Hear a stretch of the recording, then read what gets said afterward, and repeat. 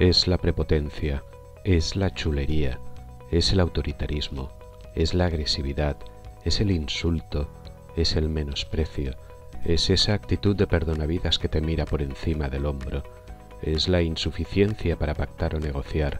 es la falta más absoluta de inteligencia emocional o social,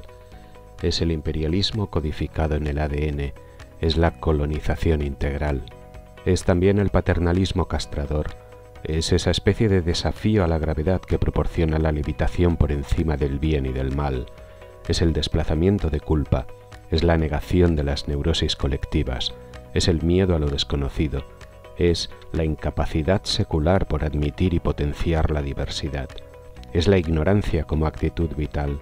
es la negación como militancia, es la manía de dividir el mundo entre buenos y malos, es la enfermiza disposición a ocultar la complejidad, es la censura, es la mentira, es la tergiversación, es el maniqueísmo, es la demagogia disfrazada de ideología. Eres tú, en definitiva, eres tú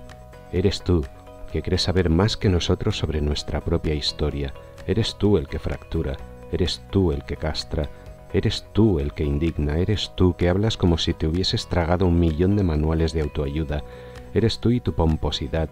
eres tú y tu mira tu DNI, eres tú y tu háblame en español que estamos en España, eres tú y tus chistes xenófobos, eres tú que manipulas palabras, cifras, encuestas, opiniones, realidades y todo aquello que invalida tus teorías. Eres tú y la infamia, eres tú y la ignominia, eres tú y tu cinismo, eres tú y tus falsedades. Por ti y por otras razones,